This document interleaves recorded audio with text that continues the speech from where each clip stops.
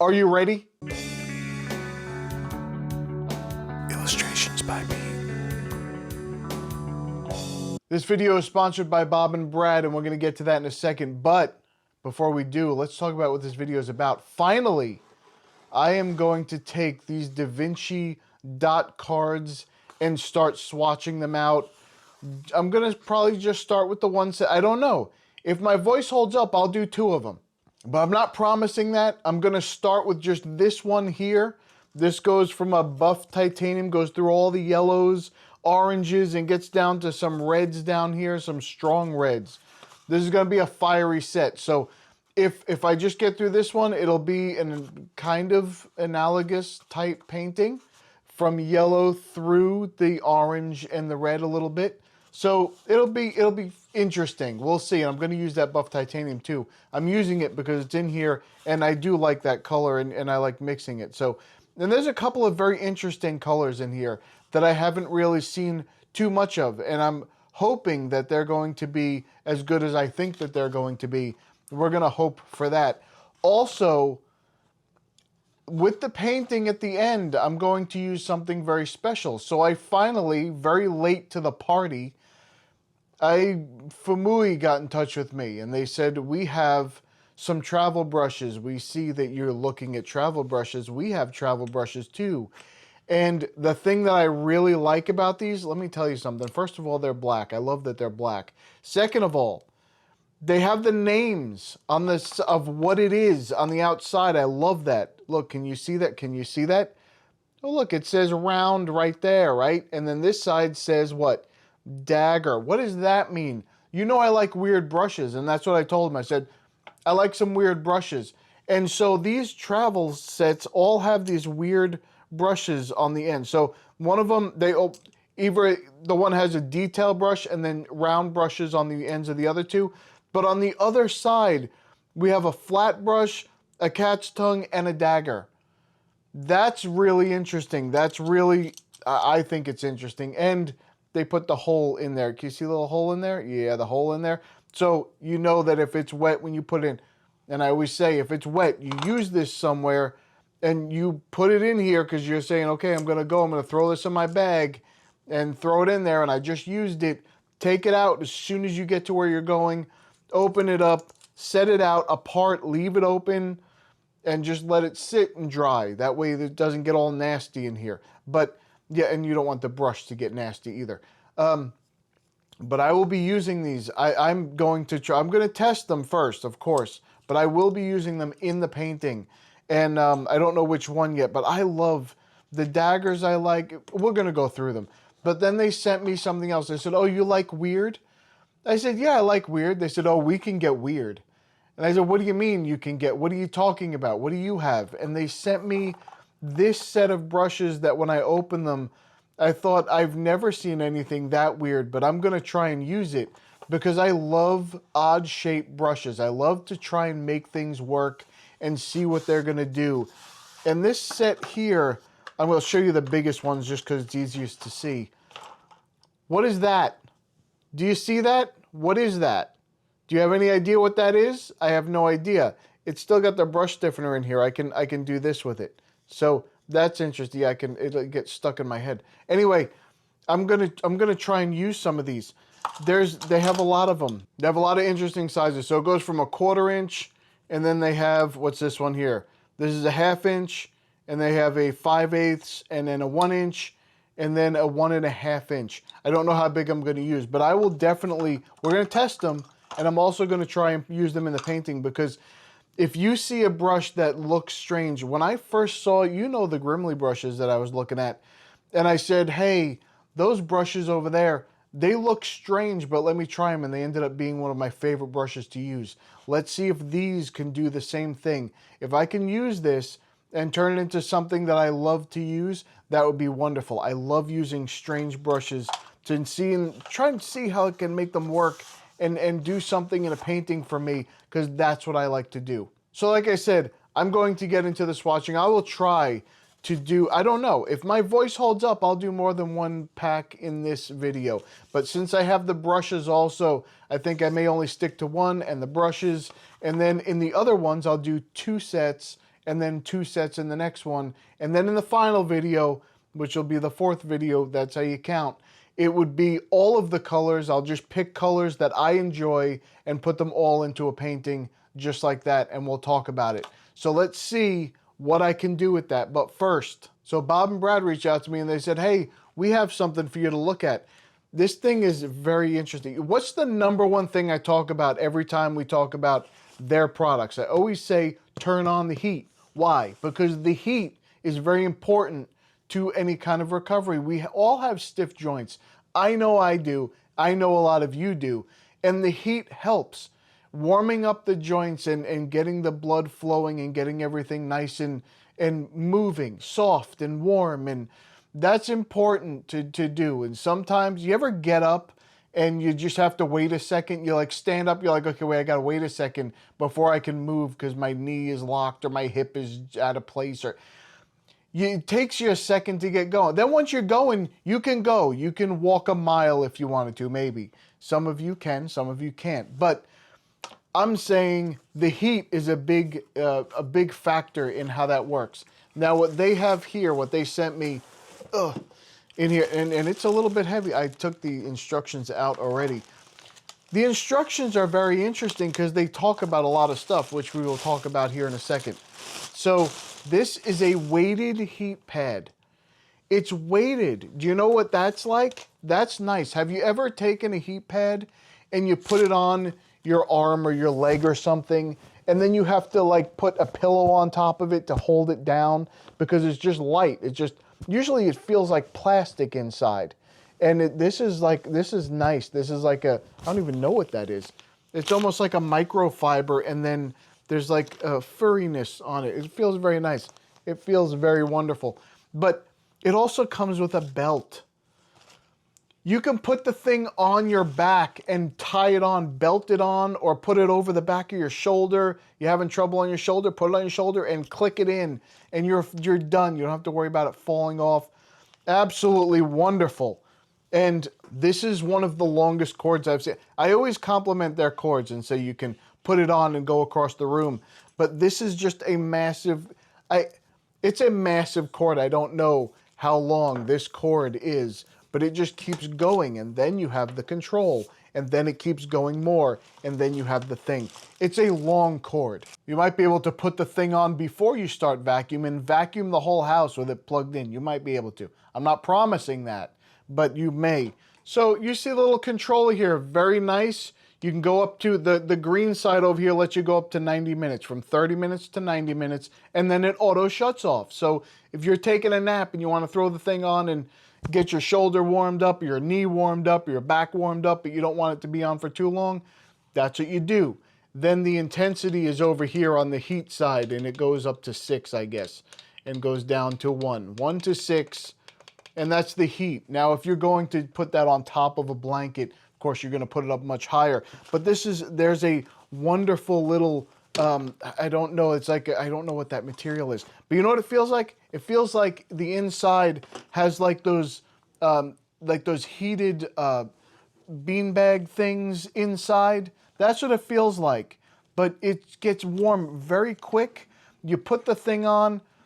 There's a lot of material between the heat and your body already here. So sometimes you get the heating pads that have the plastic on there and they get really hot and they can burn. This one, great job here. This is soft. I'm going to just do this for a little while. You go over there. And so I have problems with every part of my body. It's a wonderful thing, I guess.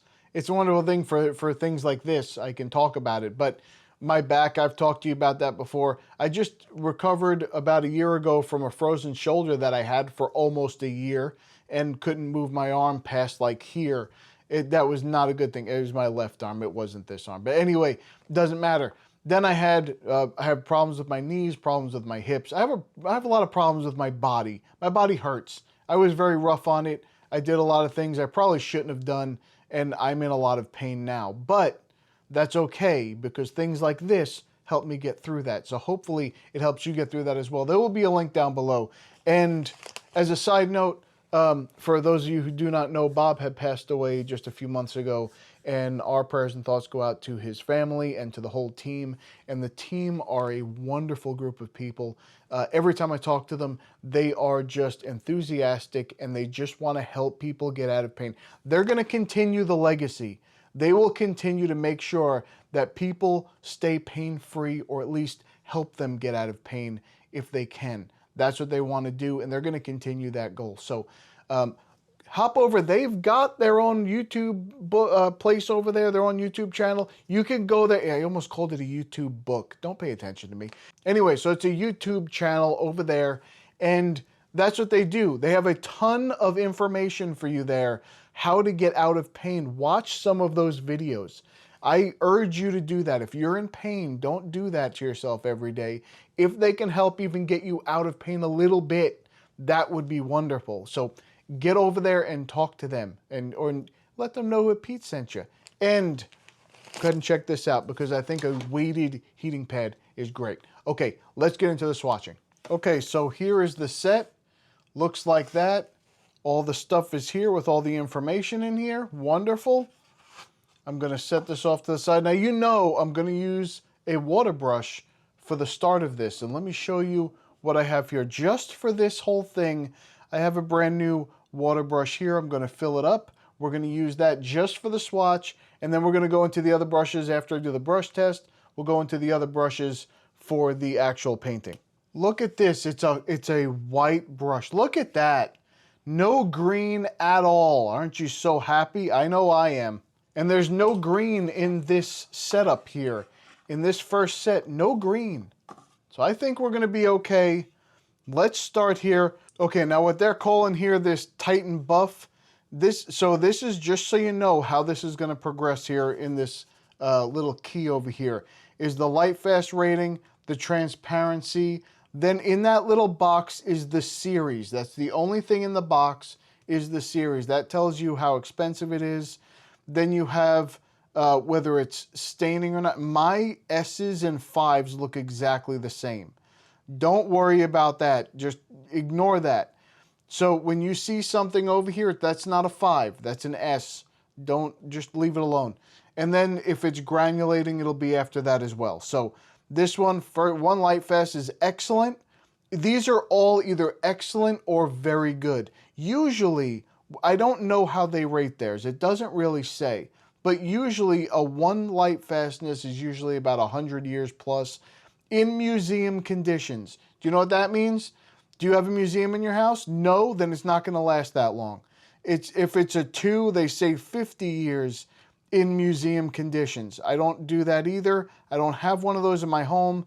But if you did, that's how long it would last. What it means is that it's going to last for a very long time. It'll probably last you way past your lifetime. The 2 will probably last you past your lifetime, depending on when you are in your life when you're painting. Anyway, 1 light fastness, they're either all 1 or 2. That's everything in the entire swatch set, I believe, except for 1 that's not rated. That's in a different set. We'll go through that. Anyway, a good majority of them are usually semi-transparent or semi-opaque or something like that. But there are plenty of opaque colors. Just like any other watercolor brand, there are plenty of opaque colors, transparent colors. They're all like that. Then you go, there's a series. Then you have, whether it's staining or not, this one's staining. And this granulating 2. It's either a 1 or a 2, G1 or G2. And 1 means that it's granulating a little, and G2 means it granulates a lot. Okay, just so you know. So PW6 is titanium white, which is a one of my favorite colors of all the watercolor is titanium white. Why? Because you get to use it for anything. If you want to make things just a little bit more opaque or whatever you want to do, you can just add that color to it, and there you go. It's not. This is not so ridiculously opaque that it's going to immediately cover that line. It's just going to sit on top. But the buff titanium is used to tone things as well. It's a warm color that you can use to tone things. So if you wanted to make a color, I don't know, you wanted to just make it a little bit darker, but a little bit more opaque and tone it at the same time, you can do that. It didn't, it moved a little bit through the water. Not a whole lot. That's okay. I wasn't expecting that to move at all in the water. So that's interesting. Okay, the nickel titanate yellow. It's becoming very popular in brands using it a lot more. But anyway, it's a one light fastness. It's opaque. It's series 4. It's staining, and it's very granulating, is what they're saying. PY53 is the nickel antimony titanium yellow rutile. It's just the nickel titanium. That's all you need to know. What does the titanium mean? It means it's going to be opaque. That's what the titanium means. And that's what happens when you add titanium to something. It gets opaque. Okay, so this is a very nice color. And it's, if you like opaque colors, it will serve you well. It's a very nice color. It keeps dripping on the side. Anyway, it's a very nice color. It works just fine. So let's get here and see. And that moved through the water quite a bit. Very good, very wonderful. I enjoy that. I like when they move through the water. You know that. So this is a cad yellow lemon. One light fast opaque. The cadmiums are always opaque, or a little bit. They're usually opaque. Sometimes they're like semi-opaque, but they're usually considered opaque colors, the cad colors. And this is the real cadmium yellow. So they do have alternatives. That's something I like about their colors, is that they do have some alternatives. You'll see that as we go in through all the sets. They always have, if they have a one that's a regular cad, usually they have like a cad hue version of it. And look at how bright that is. Okay, let's see if it moves through the water. I have a suspicion that I think it will. Let's see how that goes. It moved through the water a little bit. That one was a little bit less, but it still moved through the water. Next, move on to the Hansa Yellow Light. Very popular color. A lot of companies use these. It has a 2 light fastness, and it matches. If you, down below, you're going to see, I'm going to list all the pigment information website. So you can go to that website, you can look up the pigment information, and it will tell you, oh yeah, okay, this is what it says. And what this one says is that it's a ASTM 2. So it's a 2 in as far as the light fast goes, and it matches what they're saying it is. Semi-transparent, or now they have a different, they try and delineate semi-transparent from semi-opaque.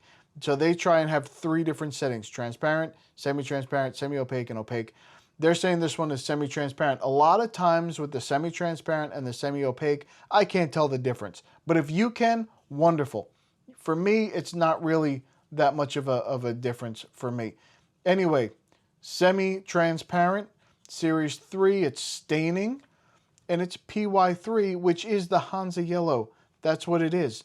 So the Hansa Yellow Light, it looks exactly like you'd expect the Hansa Yellow Light to look. Bright, vibrant, brilliant. That's what a Hansa Yellow looks like. So even when you see other colors, like the Aurelian is going to have the PY3 in it, this is the color that they're using. So it's a bright and vibrant, and it just jumps up and smacks you in the face. That's what it does. Now this is a staining color. Not as staining as my Nemesis, but it is staining. It didn't move as much in the water, but you can see on the brush there, a little bit of yellow in there. I don't know if you can see that on the camera. A little bit of yellow.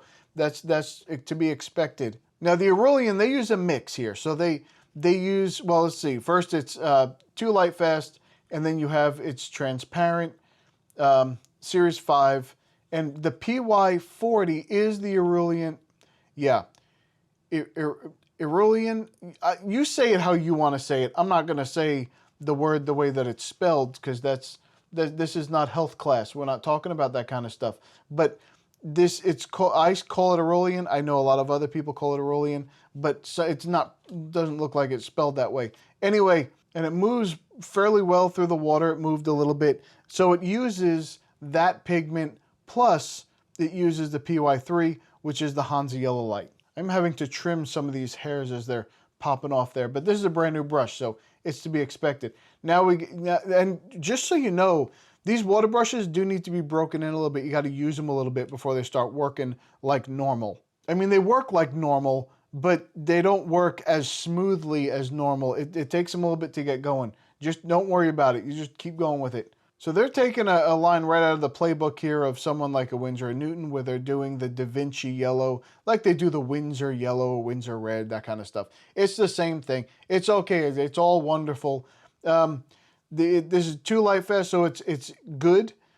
Semi-transparent Series 3 staining, and the PY154 is the benzimidazoline yellow. That's the Benzi yellow right there. I like this color a lot, the Benzi yellow. I like using it to mix. I'm not a fan of the bright yellows, and this is a little bit too bright for me to use straight like this, but it is a good mixing color. I like to use it for that specific purpose. I don't really like to just use it, and that spread pretty well in the water there, so that was good.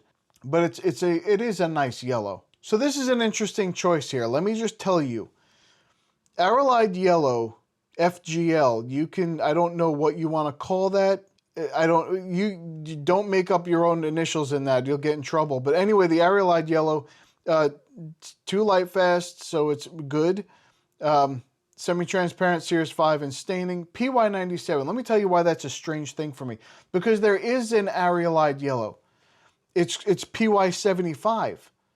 The PY97 is a Dariolide yellow. But it's, I guess, I don't know. Other companies call it like a Hansa Yellow Deep, or a Hansa Yellow Medium, or a Azo Yellow. Some people say Azo Yellow. Some people, this isn't, not for everyone, not Azo Yellow, but for some companies it is. It's just interesting that they went with a Dariolide yellow and called it an Arylide yellow, and I don't know if there's a meaning behind that. I have no idea, but let's see what it looks like. That's what it looks like right there. So it's starting to get a little bit warmer in tone, very similar to the Da Vinci yellow that we see before it. There are very subtle differences with some of these, and some of these will have more differences, and that's just how it is. And that moved through the water wonderfully. Right now you're thinking, how am I going to do a painting with these colors all the same like this? You let me worry about that. Don't worry, I've got everything under control. Now this Cad Yellow Light is the same pigment as the Cad Yellow Lemon, but let's see how different it is. So it's a 1 light fastest, opaque, Series 4 staining, and that's what it is. It is the Cad Yellow pigment. So let's see what it looks like. And look how much warmer that is than its cousin over here, even though it's the same pigment. That's because, well, listen, sometimes this guy was out in the sun a little bit more than this guy was, and he got a little bit more of a tan going. That happens. Even identical twins can go out in the sun for different lengths of time. That didn't move so much through the water like I thought it would, but that's okay. Now we have a Hansa Yellow Medium. And you say, but wait a minute, this is PY74, and this is also an Arylide yellow, but it's Hansa Yellow Medium. You have a 2 light fastness, transparent Series 3 staining, and it's supposed to be a little bit warmer from the direction we're going, so let's see if it is warmer. I don't know if it is. Let's see. It's very close. Very close. I don't know if it's warmer, and I don't think it is. Well, let's see as it dries, because as this is drying, it's getting a little bit warmer over here. So this one might get a little warmer as it dries. We'll see. There's a lot of yellow on this palette so far. You know why? That's because we're swatching these in order, and they're yellow. We're moving towards the yellows that I use. I don't use any of these yellows normally. I move a little bit over. Look at this. Do you see this? Gamboge right here. Now it says Gamboge hue because they're not using the regular Gamboge, but oh, well, we're going to talk about that in a second. Cad Yellow Medium, 1 light fast. It's opaque, Series 4 staining, and a PY35. Did we already talk about a PY35? Yeah, we sure did. It's right here and it's right here. Cad Yellow, PY35, but we're getting darker with it, which is, and people say, well, how can it be different if it's the same pigment? Listen, sometimes you process a pigment differently and it turns out different. So I don't know. Now they have a lot of colors, and I think that's a big part of this whole thing here, because I don't know that you need these 2 colors at the same time. I don't know that you need them because they're so close together. You can really just get one of them, and you don't know, that one spread a little bit, and you don't really need the other one as much. Not saying that you can't have them, but that's very close in color there.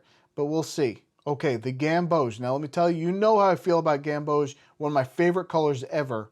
And this has a 2 light fastness, so this is semi-transparent. That's interesting. Series 3, and it granulates. Why does it granulate?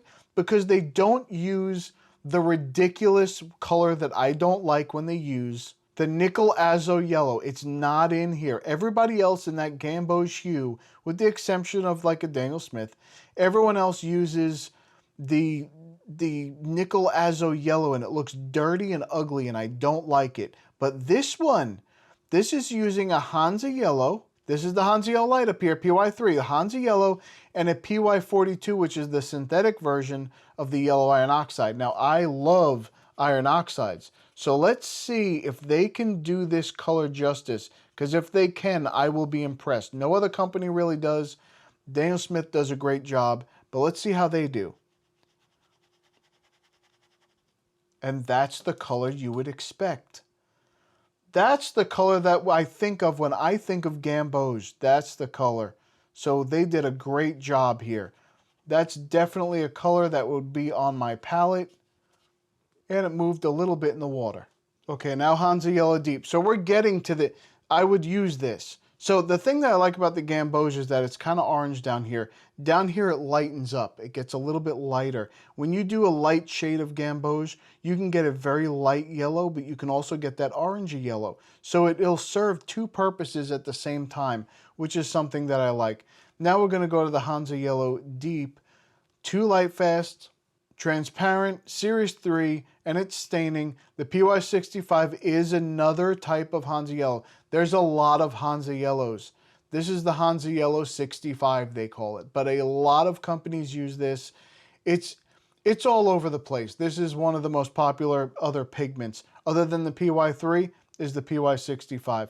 So let's see what that looks like. We're going to get this a little bit more of a warm color now. That's what we're going for. And it's much warmer. There you go. It won't look orange next to an orange, but it looks orange next to a yellow. So this is what we call a warm yellow, and it does a beautiful job of being a warm yellow.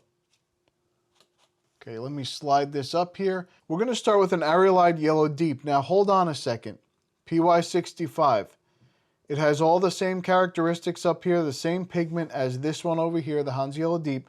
Let's see if there was a reason to create another color with the same pigment. Is it different enough to warrant being put on there? And some people will say yes, and some people will say no, because it's all the whole thing is personal taste. What do you like? So that's a little bit confusing. I don't know if I would do that necessarily. I wouldn't use both of them. I'd pick one and stick with it. If you were going to pick that color, you pick one of them. It is a little bit more. It's a little darker than this one. It is. And as it dries, it'll get a little bit darker even still. So, but some of these are very close. Like these two here, these are the two I was talking about earlier. I can see that this is a little bit darker, but I still would only get one of them. I wouldn't get both of them. And same thing here probably. This one is definitely more orange. I can see it already, but I would only get one of those, not both of them. So this is a Cad Yellow Deep. You have a 1 light fastness, opaque, series 4, staining, and it has some granulation to it. Now these are the Cad Yellow. That's the standard one. We were looking at that, and the top one, we looked at it here, we looked at it here. Cad Yellow, that's what it is. This is cadmium orange. So they're starting to get to the orange pigments, and they're starting to put the orange in the orange pigments, which is what I like to see. So there's a Cad Yellow Deep. Once again, very close in shade to the previous two. And it moves in the water a little bit. So here's a Soul Shine. That's interesting. It's a light fast of 2. Then you have a semi-transparent, series 5, and it is a little granulating. Now this PO62 is a benzimidazoline orange. Now, I love benzimidazolone colors. That's another group of colors that I really like, the benzimidazolones. And this one here is a Dariolide Yellow. It's the same one that was over here that they called Areolide Yellow, but it's a Dariolide Yellow, and it's PY97. So let's see what that looks like. We're gonna get, this should be a lot more of a true orange. Let's see how that goes. Like a pumpkin is what I'm thinking of, even though the one before it is a little bit like that. This is kind of like a pumpkin, but this should be a little bit more of a pumpkin orange here. And I can see the granulation right through it without putting all the extra water in like everyone yells that you have to do all the time. I can see the granulation in here instantly. You probably cannot see it on your end because I didn't water it out enough for you to see it. But I can see, looking right at this up close, I can see it. And there, it moved through the water pretty good. And then we're going to move straight to the benzimidazzolone orange by itself. So you have a light fastness of 1. It's semi-transparent. Series 5, and it's PO62. That's the benzimidazzolone. So let's see what kind of orange we get for that. It's a gorgeous orange right there. I love that orange. Those two, that Soul Shine and that benzimidazzolone orange, those two are going to work very well together. That was a lot of water on that brush. I don't know if it would actually move that much normally, but it did move pretty well as soon as I touched it, but I had a lot of water on that brush. Anyway, that's okay. Don't worry about it. We're going to the cadmium orange, and guess what that is? Cadmium orange. So you have a light fastness of 1, transparent, or I'm sorry, very opaque. Series 4, staining, granulating 1, which is a little granulating, and the PO20, which is the cadmium orange. And this is supposed to get this should be a little bit more orange than the last one. Let's see how that goes. And it is a little bit more red in that orange is what I should say. Not more orange. It's a little bit more red in the orange. So this is an orange that's leaning more red. This is like a true orange here. And this is an orange that leans more yellow.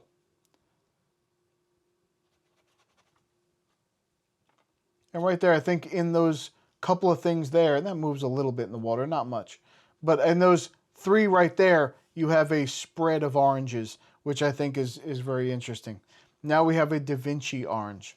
Now this is going to be a beautiful orange. I know that because I know what the pigment is, but it's going to be a light fastness of 1. You have semi-opaque. So they are delineating this between this one being semi-transparent and this one being semi-opaque.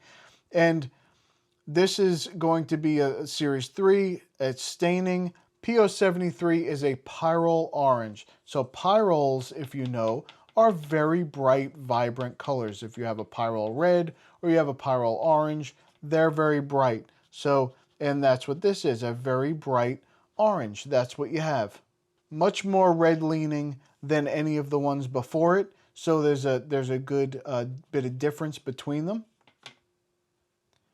And that moves through the water a little bit. Okay, so just so you know, this is going to be, you're looking at the light fast 1 here. Benzi orange is a benzimidazzolone orange deep.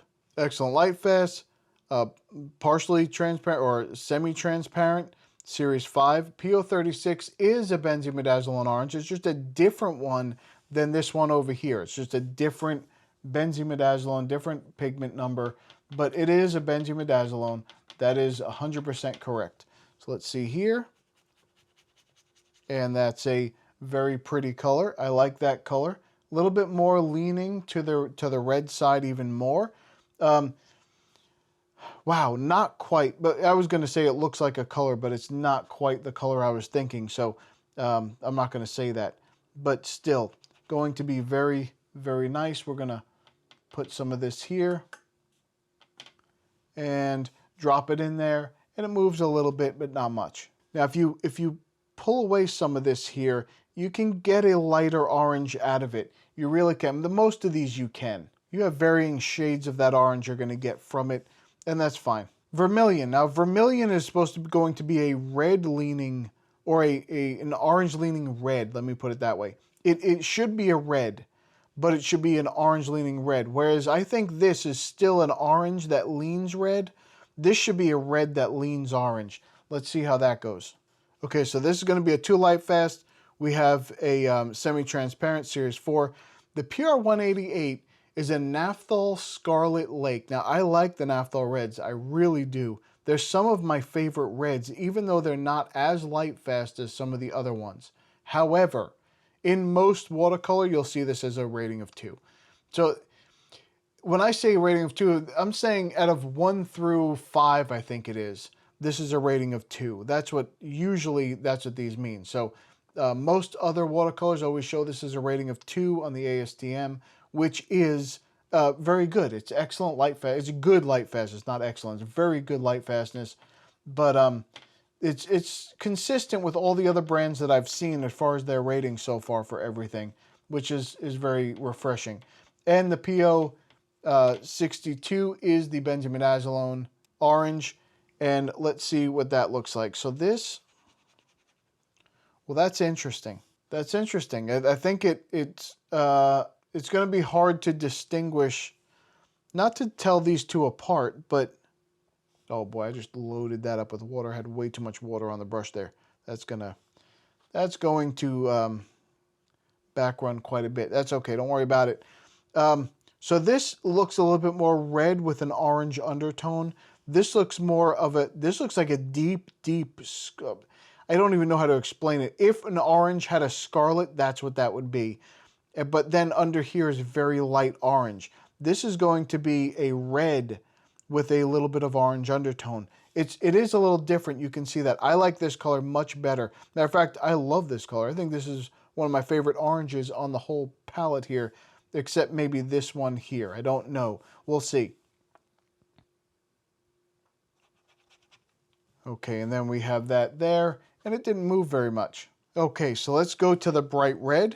So this bright red is a light fast of 2, semi-transparent, Series 3 staining. And this uses the Naphthol Scarlet Lake also, but this time you're going to go to a Hansa Yellow over here. So let's see what that's like. So you would almost think that this should be more yellow than it should be, or more orange, I should say, than this one over here. But it just depends on how much of those are mixed in here. Let's see. So that's definitely more red, but it's definitely an orange-leaning red.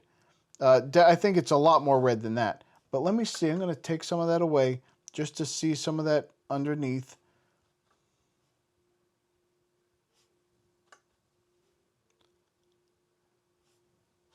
And I think it's, yeah, so very similar. It's a red, but it's definitely leaning to the orange side.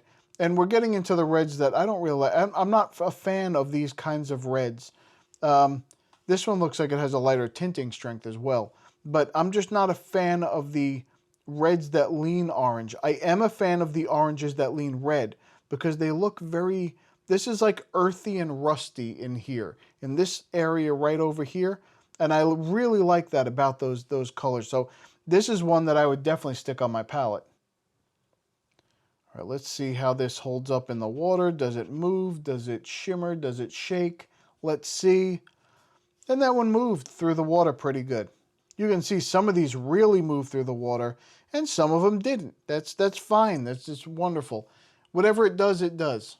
So this is a CAD Scarlet. You have a 1 light fast. It's opaque, not transparent at all. Series 5 staining, and it has some granulation. This is a PR 108. That's a cadmium red. That's just what we're into now. We're going straight into the actual reds, and let's see what this looks like. And that is just a straight up red. Still to the warm side. We're still on the warm reds. Usually when you see something that says scarlet, you're thinking it's a little bit warmer of a red. That's what that scarlet color means. It means it's more leaning a little bit of a warmer color, so it's leaning a little bit more to the orange side. And as these hairs keep separating, I keep trimming them. If something sticks out and it's not reforming with the shape of the tip, then I'm cutting it off. So I've cut several of those tips, those bristles off, but you have to do that. You're basically training the brush here. So the CAD red light, same exact properties here. Is a 1 light fast. It's opaque. Series 5 staining and granulating 1, which is a little bit. With the PR 108, same thing. That cadmium red. So I don't know if it's supposed. Let me see how different it is. I don't know. It doesn't look much different on the palette. So let's see. Maybe this is such a subtle difference between these. I don't know. I don't know if I would, let me see if we lift this a little bit, what happens under here. We're starting to get to the closer reds that are almost like a true red, but not quite. And the difference here, there's not much, I don't see much difference between these two. Same pigment and everything. I don't see much difference at all. So, but I don't know if there's a reason you would want one on your palette over the other one. I don't know. There seems to be a lot on these palettes that are, now it could be an alternative. Don't get me wrong. If you usually use this color and they're out and you can't find it, get this color. You can use this one in place of this one. And that may be why they're doing this. They have some things that are close by. That way, if you're out of something and you can't get it, you can always do the other one. Or if they discontinue something, but that pigment's the same. So if they discontinue one, they're both gone. But anyway, this is a little bit more red, but not enough to warrant a whole new color unless that was your goal, was to get something that was just a replacement just in case. And here we have a permanent red. Every time you see that word permanent, you know it's not going to be the full light fastness. I don't know why they do that, but that's what every company does it. That's not just, there's probably a reason for it, and I have no idea what it is. But every time I see the word permanent, it's always not the most light fast, and I don't know why that is. If you know, please let me know. You go down the comments, educate me, I need to know. So, then you have a semi-transparent here. It's Series 3 staining, a little bit of granulation. This is the Naphthol Scarlet Lake by itself, which is wonderful because I love the Naphthol reds. This is going to be more of a true red if I know the Naphthol red, which I think I do. It'll be more of a true red here. So let's see. And there you go. That's a true red. And you say, well, I don't see much difference there. Let me show you the difference. So how you tell the difference between a true red and a warmer red. Hold on, I'll get there. Okay, so the difference is I see orange underneath all these. Well, everything over here, of course, but I see a little bit of orange under these a little bit. This one is just a lighter red.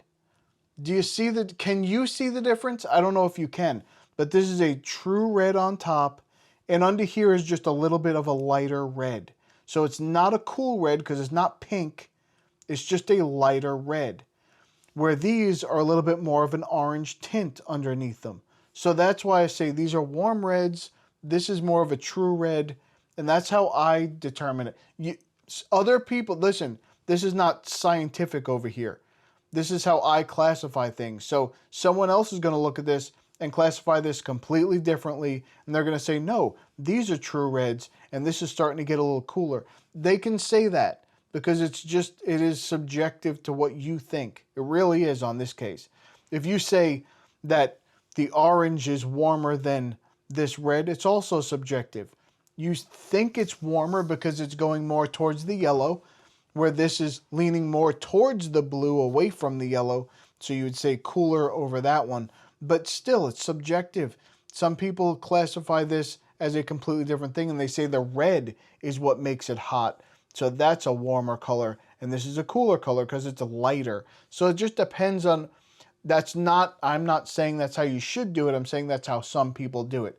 I do it a different way. I say, if this is, and I think the way that I do it is pretty popular of a way to do it. So if something is leaning to the yellow from on a red, when you're looking at a red, something leans yellow, that's warmer. Something leans to the blue side, that's more cool.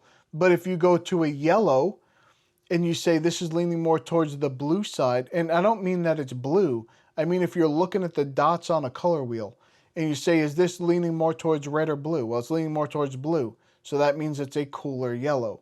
Whereas this one over here, this is leaning more towards the red. So it's a warmer yellow.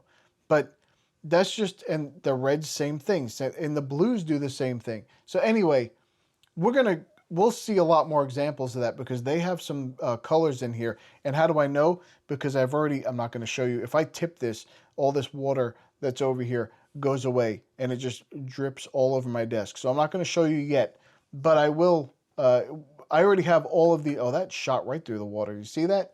That's good.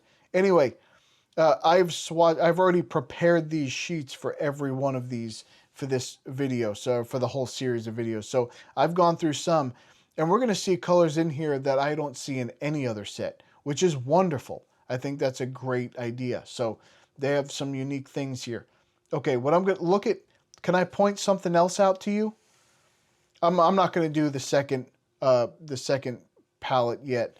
We're going to do that next time. But I want to show this to you. This is what a dot looks like. DaVinci, if you see this video, can you do me a favor? Will you write a letter to Schminke and to Winsor & Newton and tell them that this is what a dot of paint should be? Can you see how much it sticks up? That is enough for me to do this swatch and put some in a painting, or do a couple of paintings with it. That's how much is in here. That's what you need to do, because when that Winsor & Newton one, I couldn't do anything with that. I could barely get any other paint off of it because it was so shallow. The Schminke, same thing. When I went to did the granulating set, the dots were so shallow. It's like some of them were just a hollow ring. You can tell they just took the cap off and just dopped it on there, and it was just the ring around with nothing in the middle. They need to give you some paint. This is a lot of paint to give for a dot, for a sample, so that I can really test them and see what I want to do with them. I'll be able to do a painting for this video with these, and do a painting at the end of the whole series with some of these colors. I can absolutely do that because they gave me enough paint. Thank you very much, DaVinci. I appreciate it. Let's get into the brushes. Okay, so let's start out with these travel brushes. I've just washed these out. I'm going to stick with, oh, they tell you the size on them. I love that. So this is, on here, it tells you the size too. It says flat size 6, but it also says it on here. So here's the flat, and it says size 6 right on the wood there. Can you see that? I don't know if you can see it, but it's there.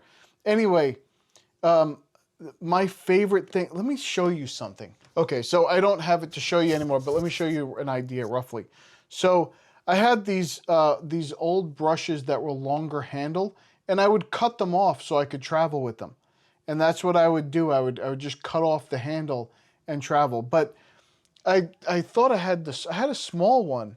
It was a small flat that looked very similar to this, and I used to take it with me because I used it for my liner wash. I don't like using rounds as much. I know I use the water brushes all the time, but I'm not a huge fan of the rounds. I would much rather have a flat, or this is a cat's tongue, which you can get some very sharp pointed, so you'll see, I'll show you, and you can get some other shapes as well. But and then this one here, the dagger, but some companies call this a sword, depending on how big it is, a sword or a dagger brush. Or some people just call it an angled brush, because even though it's different than like an acrylic angled brush, which is just short and angled, but they still call it that for watercolor. But let me go through some of these first. These are supposed to be synthetic squirrel, so they should hold a good amount of water. Now I don't want to waste any of the DaVinci paints that I have, so I'm going to use some from my core palette here. And I say core as in C-O-R-E, because what's on here is Core and Daniel Smith. So anyway, this will be my core palette here. I'll use some of these. Let's see what color I'm going to use here. But I just want to go through a little bit here. I want to show you, I'll use a brighter color, maybe a Perylene. Yeah, we'll use a Perylene. Let's do that. So, you know what? No, because I don't want to, I'm going to get that water nice and, anyway. Okay, I will use a Pyrrole Crimson, because that's a beautiful color too. So, let's see how it works with this brush here. It should hold a decent amount of paint. Now, this is the flat. So, this is the flat 6 here. So, and there's a detail on the other side of this, but I'm just going to show you the flat here. So, yeah, so let's see here. So far, so good.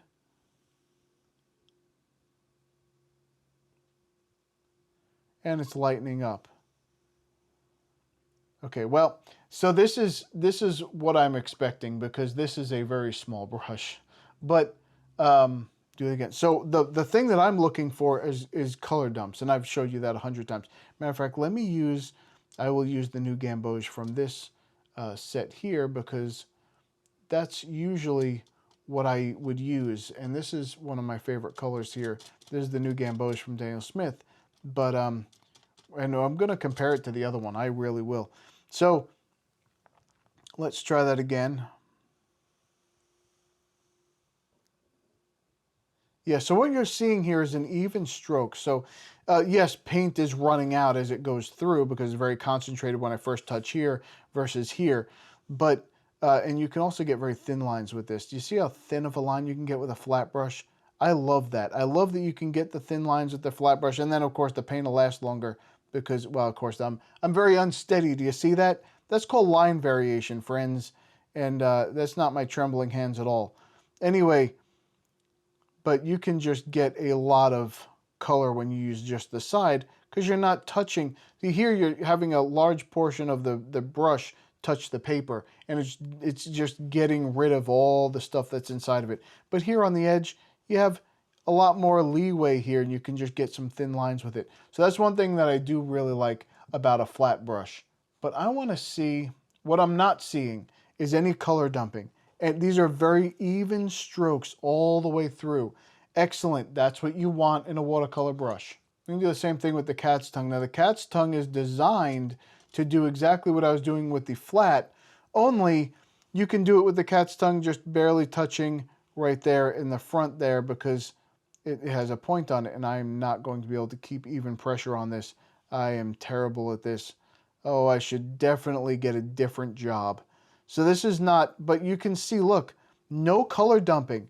That's perfect. And you can do the same thing, go on the side and get an even thinner line. You can do the same thing with a cat's tongue.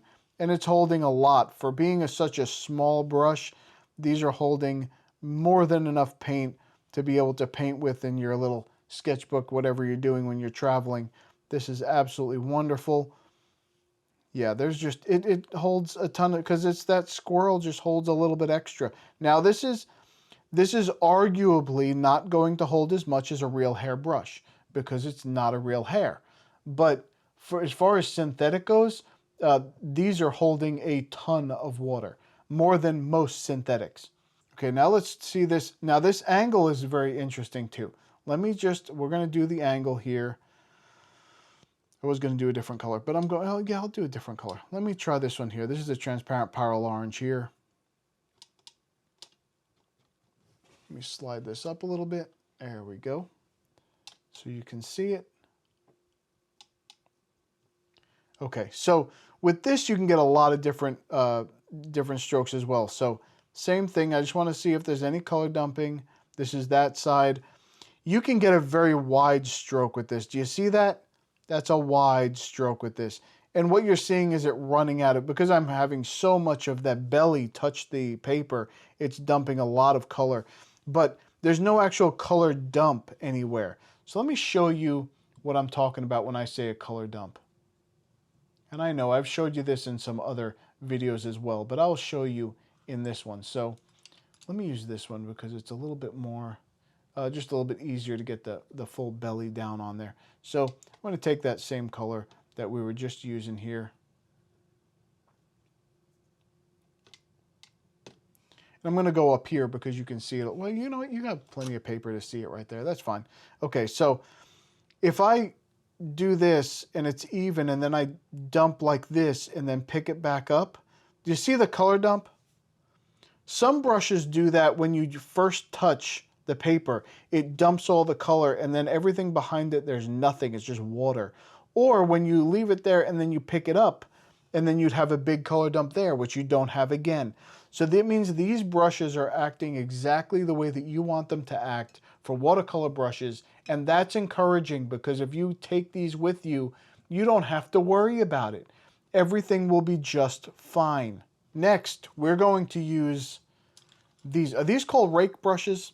Is that what people call it? Now, I didn't realize this before, but can you see that there's another layer of bristles there that have been chopped off? They absolutely have. But so it's like in between here.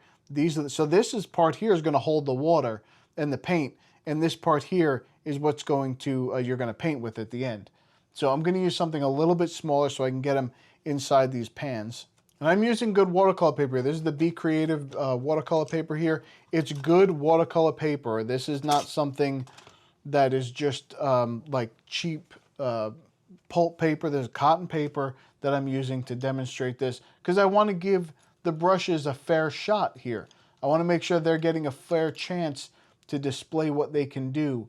And you need to have a good watercolor paper to do that. Okay, let's see. I'm going to go back into that color because that water is pretty tainted with this color here. And let's see. Let's see what these do. I have no idea. So you can get these lines here. Look at that. It's like a bunch of different things here. So you can do little things if you do some abstract paintings with these. This would be good for that kind of thing. You can get a single line on its side if you do it that way. I don't know if you do a belly dump on these. Yeah, that's what's going to happen. So it kind of starts to separate, and then as it dries out in between the bristles, it separates. You can get some effects with it, in other words. So you can do a lot of different things with this. If you were doing, if you were doing like grass or something, you could do that. If you were doing animal fur or things like that, you can do that. So this would be something you can get some effects with, and that's what these brushes are for. They're for effects. This one with the 3 tines, see that is a trident. That one is for ruling the high C's. That's what you do with that one. But this is just like a regular rig, and you can get some interesting textures in here. So if you were doing something, I would use that in a line and wash just right away. That's exactly how I'd use that. But I'm sure there's other ways to use it too. And I'd like to experiment with that because I'm going to put them in this video. We're going to see, I'm going to use them in somehow in here. So I'm going to have to experiment a little bit with maybe how to, I don't know, how to, you can do so many different things. If I was just using this for a line and wash, I would be having a lot more fun. Look at that. You can do like a little, kind of do like this with the little thing here, with the little thing here. You could do like a little peacock feather thing sticking out there, and little head up here with a little beak up there. And look at that. You can do so much with this.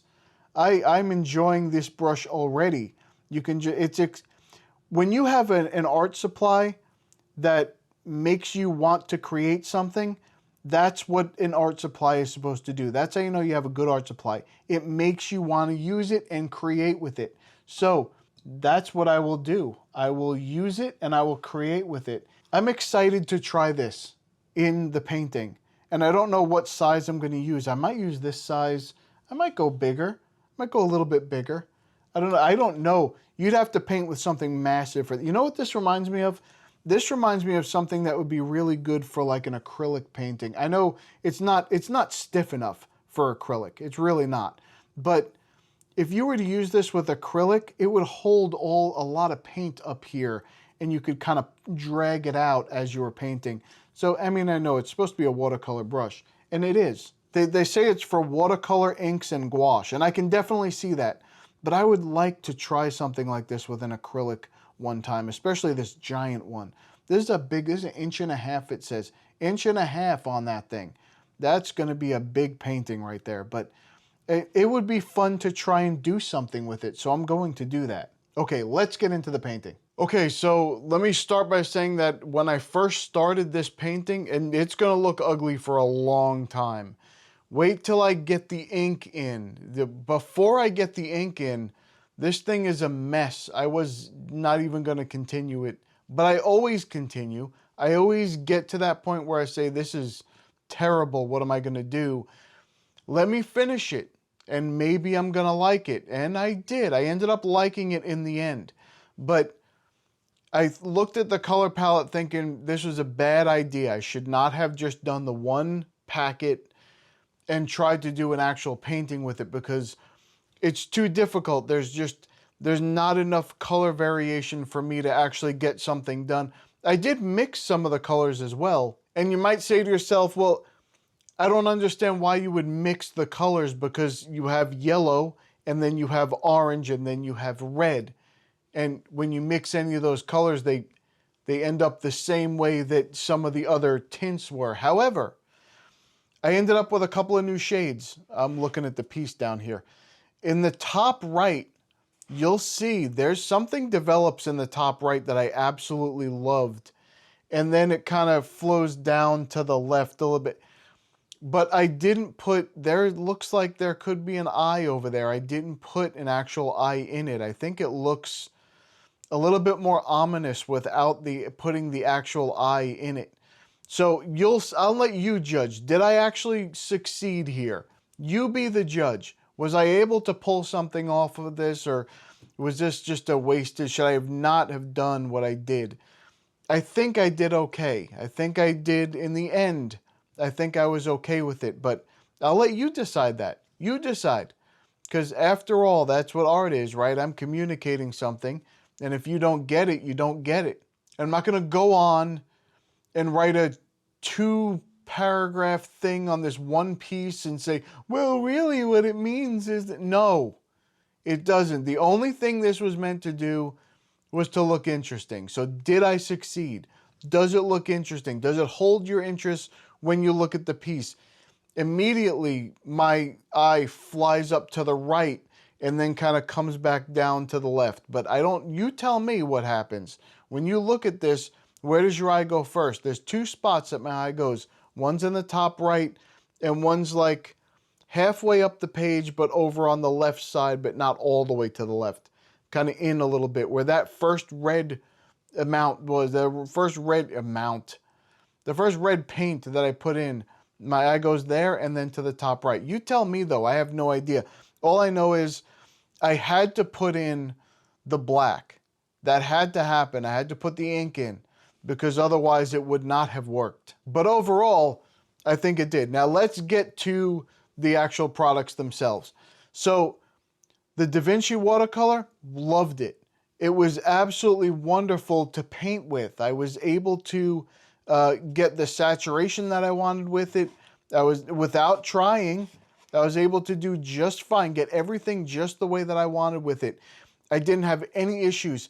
The only thing that I thought was too limiting of a palette, but that was my own doing. I did that to myself. Don't worry, it's fine. But the brushes, loved them. I loved creating with the brushes. I wish I would have done more with those, what are they called? Rake or thatch brush? I don't know. I forget what they're, comb brushes. I forget what they call it. I think they call them comb brushes. They could call them that, but whatever. A lot of people have different names for them. Whatever they were, I wish I would have done a little bit more with that. But that in that top right, when I did that with the brush, that's exactly what I wanted to do. It sparked all sorts of things for me, exactly what I wanted to put there. And then I went ahead and I put some more in the top left later on and kind of went down the side a little bit. And I think for me it worked. Maybe it doesn't work for you. You tell me. But I think it was good. Did they hold the paint? Yes. So sometimes I pushed. If you take a little brush and you push hard and you get all the paint out and you move it, especially on a rough watercolor paper, you're going to see the dry areas, but I was trying to create them. You'll see why.